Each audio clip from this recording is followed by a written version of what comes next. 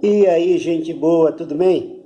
Meu nome é Mauro Lousada, eu estou aqui mais uma vez para falar com você a respeito da palavra de Deus e hoje eu quero falar com você a respeito de templocentrismo. Isso, templocentrismo. E hoje eu tenho uma novidade para você. Eu vou compartilhar com você a tela do meu computador. Vai ficar mais didático, mais dinâmico. Eu tenho certeza que eu vou conseguir passar para você de uma maneira mais completa, de uma maneira melhor, ok? Mas antes também eu quero pedir desculpa pela qualidade do áudio e pela qualidade do vídeo. Os meus equipamentos não são muito bons, eu estou tentando trocá-los, mas por enquanto é o que Deus preparou e a gente vai usar. E tenho certeza que iremos ser edificados com isso, ok? Então agora hoje, falando sobre templocentrismo, vamos para a tela do meu computador, ok? Vamos lá. Aqui está, ó, templocentrismo. Acompanha a mãozinha aqui, às vezes ela fica meia trêmula, mas tranquila. Antes da gente entender o que é templocentrismo, a gente tem que entender o que é um templo. O que é um templo? Templo, local ou edificação consagrada por sacerdotes destinados a atividades sagradas, místicas ou religiosas, tais como sacrifícios, orações e adorações a divindades. Também considerado um local apropriado para a invocação de espíritos. Então é isso, é um local apropriado para invocação de espíritos, é um local destinado a atividades religiosas, né? A gente vê aqui os sacrifícios, tudo isso é feito no templo. E temos aqui alguns exemplos de templo. Temos aqui, por exemplo, olha, é um templo muçulmano, é uma mesquita. Aqui nós temos um templo católico, essa daqui é a Catedral de Notre-Dame, que fica lá na França. Esse é um templo hindu, esse é um templo do Salomão, que é lá do Edir Macedo, que não tem nada a ver com o templo de Salomão. E esse é um templo maçom, da loja maçônica, que você já deve ter visto por aí na sua cidade. Ok? Então isso que é templo. É um local, uma edificação consagrada por sacerdotes, destinados a atividades sagradas, místicas ou religiosas, tais como sacrifícios, orações e adorações a divindades. Também considerado um local apropriado para a invocação de espíritos. Ok? Então, o templo não é necessariamente só uma edificação, mas pode ser um local também, uma cachoeira, uma encruzilhada. Enfim, é um local destinado a esse tipo de coisa que a gente discriminou aqui em cima, ok? E agora, o que é o templocentrismo? Templocentrismo é a necessidade de colocar o templo como requisito primordial e insubstituível para a atividade religiosa a qual se destina. O templo passa a ser o mais importante que a entidade, ou seja, que a divindade para a qual o templo foi destinado.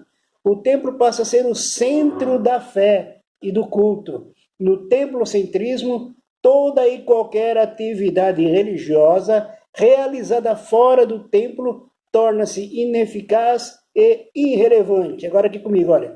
Então, o que é o templocentrismo? Principalmente falando a respeito do templocentrismo cristão, principalmente no segmento evangélico, protestante. Templocentrismo é a condição quando as pessoas colocam um templo maior que o próprio Cristo. A igreja cristã, a igreja evangélica, a igreja protestante, a igreja cristã de uma maneira geral, ela devia ser cristocêntrica, ou seja, tendo Cristo no centro de todas as coisas, no centro da adoração, no centro da oração, no centro de toda e qualquer atividade. Mas o templo, ele substitui Jesus, ele substitui a Cristo. Por quê? Porque muitas vezes a oração ela só tem eficácia mesmo se ela for feita dentro do templo. Se for feita numa casa, em algum outro lugar que não é o templo, não tem a mesma validade, não tem a mesma legitimidade, não tem a mesma força espiritual. A coisa ela tem que ser feita no templo. Fora do templo é ineficaz, é incompleta, é apenas para não ser, mas não tem a importância que tem dentro do templo. O templo é mais importante do que o próprio Jesus dentro do templocentrismo cristão. Ok? Vamos continuar aqui, vamos voltar aqui para o documento. Eu quero falar uma coisa antes de voltar lá. Esse documento, esse infográfico, eu montei hoje, eu fiz ele hoje e não deu tempo de revisar. Então, provavelmente você já tenha achado erro de português e alguns erros, mas não liga não, o importante é a informação, ele está aqui só para nos ajudar e com o tempo a gente vai melhorando, vai renovando, enfim, vai retificando, ok? Aqui, ó, voltando aqui. Então, nós já entendemos aqui em cima o que é templocentrismo, né? O que é templo e o que é templocentrismo. E agora vamos falar um pouquinho da história, de como surgiu, do que por que surgiu, da onde que veio essa questão do templo e do templocentrismo. Antes de mais nada, eu quero dizer que o templocentrismo é uma tradição pagã. Olha aqui, ó. Desde os primórdios dos tempos, o ser humano tem sede de Deus e sempre buscou de todas as formas. E toda vez que o homem encontrou algo que ele identificou como Deus, ele o representou como uma imagem, ou seja, ele fez uma escultura ou pintura para representar esse Deus. A partir disso, tornou-se necessário construir um local para abrigar essa imagem, um templo. Foi assim que surgiu a ideia de que o templo é a casa de Deus, porque é no templo onde fica a escultura ou o ídolo que representa a divindade. Templocentrismo tem tudo a ver com idolatria, ok? Agora aqui, é isso daí, ó. Como é que surgiu a ideia do templocentrismo, do templo como casa de Deus? Desde os primórdios, lá atrás, lá no começo do mundo, o homem ele sempre teve a necessidade de buscar Deus. Eu sei que você também tem essa necessidade, eu sei que você já teve muito essa necessidade. Se você ainda não encontrou Deus, você tem a necessidade de buscar Deus através das religiões, através de tantas coisas, e não era diferente antigamente. Então, de repente, as pessoas, as tribos saíam à procura de Deus e um encontrava Deus no sol, falava, não, o sol é meu Deus. Outro encontrava Deus no rio, não, o rio é meu Deus. Outro encontrava Deus no vento, aquilo que beneficiava ele, por exemplo, a chuva fazia com que a plantação crescia, o peixe dava, aliás, o rio dava o peixe, então o rio passava a ser o Deus dele. E aí o que eles faziam? Eles faziam uma escultura, ele fazia uma representação desse Deus, né? Então ele decidia que o sol era o Deus dele. O que ele fazia? Ele fazia uma imagem representando o sol, e aí era necessário um lugar para colocar essa imagem, para abrigar essa imagem. Até porque geralmente era em povoados que isso acontecia, e a imagem ela tem que ficar no local apropriado. Então havia necessidade de se construir um templo. Se construía uma edificação, edificava-se o templo, colocava-se o ídolo, a imagem, a escultura dentro desse templo, e aquele templo era a casa de Deus. Por quê? Porque era no templo que tinha a imagem, que tinha a figura, que tinha um santo, enfim, né? E é por isso que o templo é chamado de a casa de Deus. E aí a gente vê, como a gente já leu aqui, que templo ou templocentrismo tem tudo a ver com idolatria. Onde tem um templo, também tem idolatria. Se você for lá no Japão, tem um templo a Buda, vai ter o ídolo lá dentro, vai ter o Buda, vai ter a estátua do Buda lá. Você vai lá na Índia, tem o deus Shiva, tem a estátua de Shiva lá dentro. Você vai numa igreja católica, igreja de Santa Cecília, de qualquer santo, tem a imagem do santo lá dentro. Então tem tudo a ver com idolatria, ou seja, tem tudo a ver com a questão de adorar uma imagem, de adorar um objeto, de adorar alguma coisa que não é Deus. E no tempo cristão evangélico, protestante, pentecostal, neopentecostal, tradicional, também tem idolatria. As pessoas idolatram o próprio templo, idolatram o púlpito, idolatram o altar, idolatra o prédio em si, e dizem que esse prédio ele não é outro lugar senão a casa de Deus, mas a gente já entendeu, a gente já sabe que Deus ele não habita em templo construído por mãos de homens, mas Deus ele quer habitar no seu coração, Deus ele quer habitar no meu coração. Portanto, o templocentrismo ele é uma coisa que desagrada a Deus. Gente, vamos continuar falando aqui, ó. Vou voltar para a tela aqui, ó.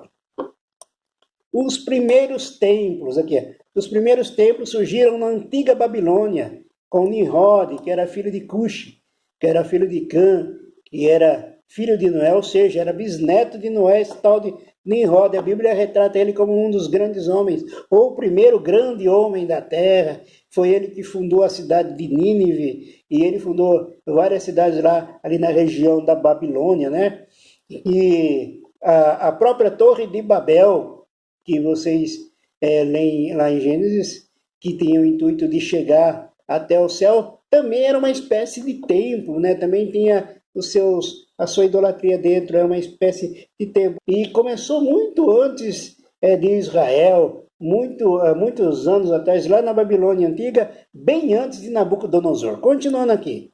E antes ainda falando de templo, a gente vê aqui um templo babilônico, a gente vê aqui, nesse aqui, um templo egípcio, a gente vê aqui um templo cananeu, talvez destinado a Baal, e nós temos aqui um templo, o templo de Salomão, o templo que Salomão construiu, e a gente vai estudar direitinho a história desse templo. Ok? Continuando aqui, aqui, subindo um pouquinho mais, aqui, o templo para o Deus de Israel. Volta aqui comigo na câmera. É o seguinte, lá no Antigo Testamento, no tempo de Abraão, Isaac, Jacó, quando Abraão ele saiu de Ur dos Caldeus para Canaã, lá em Canaã já estava totalmente povoado, já existiam muitos povos, consequentemente já existiam muitos deuses, muitos templos, muita manifestação religiosa. E Abraão, que já conhecia o Deus vivo, também tinha o desejo de ter um local específico para adorar o seu Deus. Mas nós vemos na Bíblia que a primeira pessoa que sentiu no coração, que teve o desejo de edificar uma habitação para o Deus de Israel, foi Jacó. Vamos aqui para a tela do computador. O templo para o Deus de Israel. A ideia de construir uma casa para o Deus surgiu primeiro no coração de Jacó, quando fez o voto ao Senhor, lá em Gênesis 28, 22, aqui na câmera. Então, os irmãos estão lembrados, Gênesis 28, 22, quando Jacó ele teve aquele sonho, ele estava fugindo do seu irmão Esaú, ele estava totalmente desprovido de qualquer bem, ele saiu fugido sem nada, tanto é que ele usou uma pedra como travesseiro naquela noite, naquele lugar. Ele teve um sonho onde ele viu os anjos subindo e descendo, e quando ele acordou, ele chamou aquele lugar de Betel, ou seja, a casa de Deus. E ele fez uma edificação, ele erigiu uma edificação com pedras, ele fez uma torre de pedras para marcar aquele lugar como a casa de Deus, e lá ele falou, esse não é outro lugar, senão a casa de Deus. E você pode ter certeza que se Jacó ele tivesse uma condição melhor, se ele tivesse com recursos financeiros, se ele tivesse com mais pessoas, ele ia edificar algum tipo de templo naquele lugar, porque ele teve uma experiência muito forte com o Deus de seu pai. Mas por que isso aconteceu? Aconteceu exatamente por influência do meio em que ele vivia. Todo Deus tinha um local para onde ele era adorado, e também surgiu no coração de Jacó, e aquele lugar para ele era o melhor lugar. Vamos voltar aqui para o texto. Por que Jacó prometeu isso? Se ele não conhecia ainda o Deus de seus pais Abraão e Isaac, e muito menos havia notícia de algum santuário para o Deus, quer dizer, para o Deus vivo, o Deus Israel. É simples.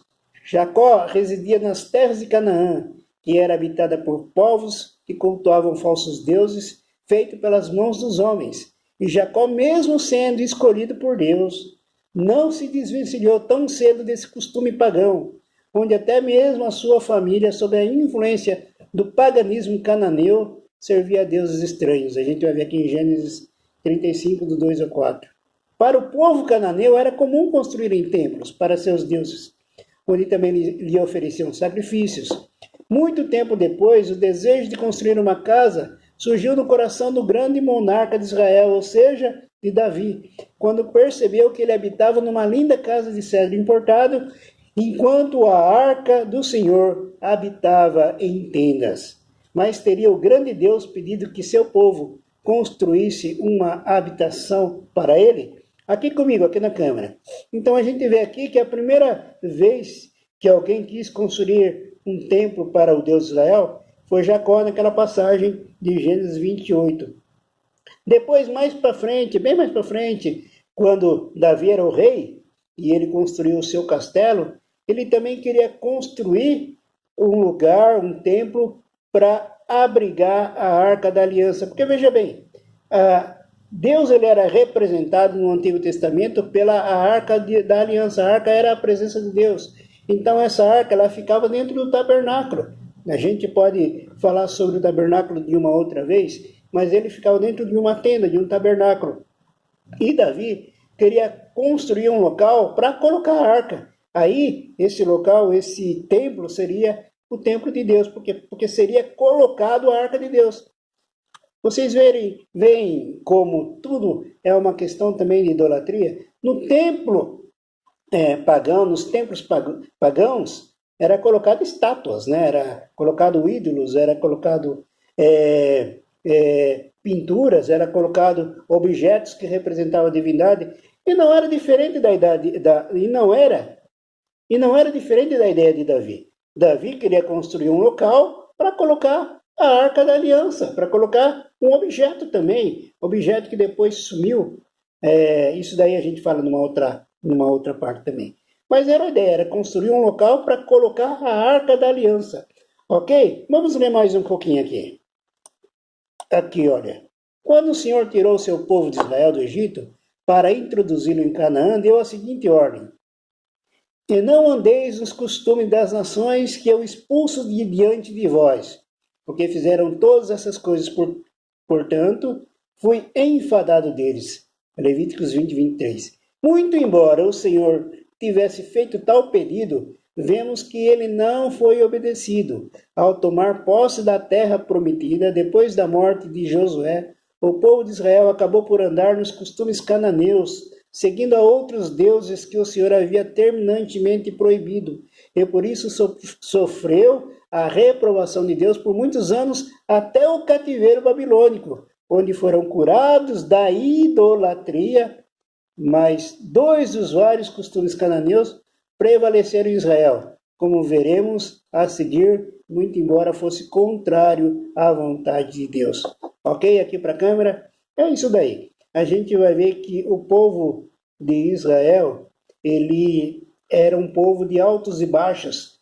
Tinha tempo em que ele era muito espiritual, ele estava mesmo na obediência ao Deus de Israel, mas havia tempo em que ele se rendia à idolatria.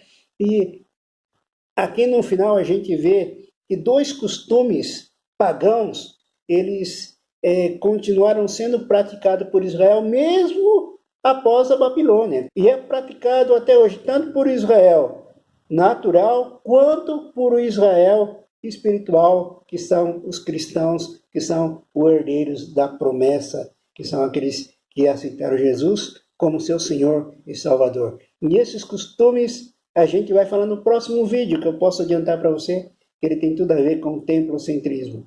Meu querido, espero que eu esteja conseguindo passar aquilo que eu quero passar. A gente vai falar muita coisa a respeito de templocentrismo, a respeito de idolatria nos templos. E eu gostaria que você ficasse comigo, que você entrasse em contato comigo, que você fizesse perguntas e a gente, na medida do possível, vai responder. E a gente vai fazer diversos vídeos, primeiro falando a respeito de templocentrismo e depois a gente vai entrar para outros assuntos.